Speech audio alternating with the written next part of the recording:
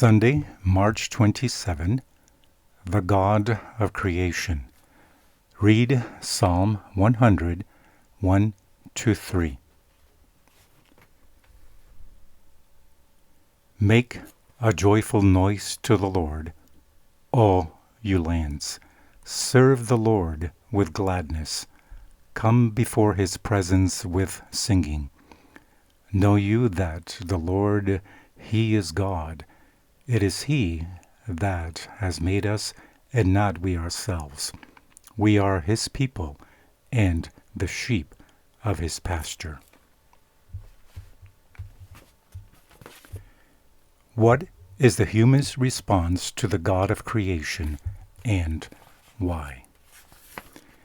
In Genesis 1, the first message of the creation account is God. We hear in it the translation, "In the beginning, God," Genesis 1:1.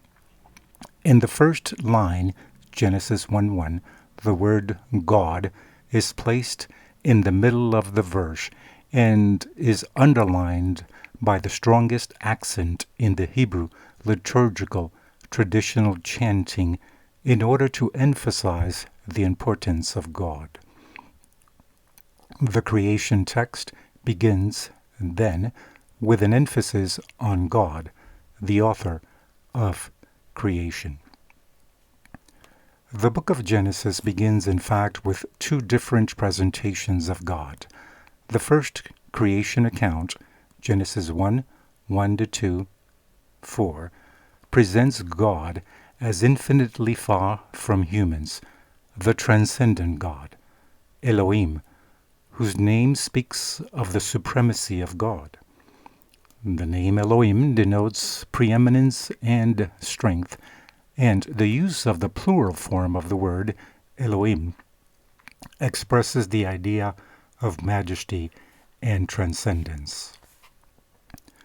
The second creation account, Genesis 2, 4-25, presents God as up close and personal, the immanent God, Yahweh, whose name many believe denotes closeness and relationship. The creation text as a whole is, then, an implicit appeal to worship God. First, to be aware of God's infinite grandeur and power, and at the same time to acknowledge our dependence on him because he created us and not we ourselves. Psalms 103. This is why many of the Psalms often associate worship with creation. Psalm 95, 1-6, Psalm 139, 13-14, compare with Revelation 14:7. This twofold view of a God who is both majestic and powerful, and who also is close, loving, and in a relationship with us, makes an important point about how we should approach God in worship. Awe and reverence go along with joy and the assurance of God's proximity, forgiveness, and love. See Psalm 2:11. Even the sequence of the two presentations of God is meaningful. The experience of God's proximity and the intimacy of his presence follows the experience of God's distance.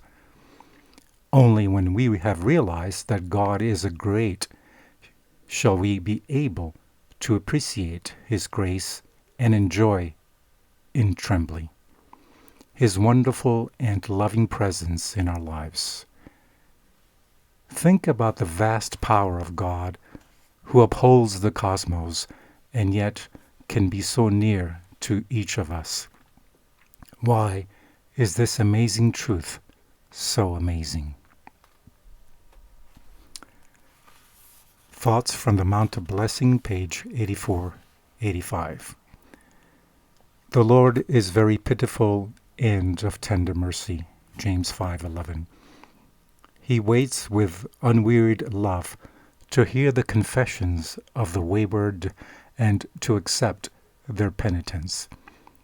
He watches for some return of gratitude from us, as the mother watches for the smile of recognition from her beloved child. He would have us understand how earnestly and tenderly his heart yearns over us. He invites us to take our trials to his sympathy, our sorrows to his love, our wounds to his healing, our weakness to his strength, our emptiness to his fullness.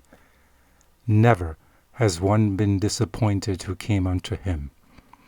Psalm 34:5 says, "They looked unto him and were lightened, and their faces were not ashamed."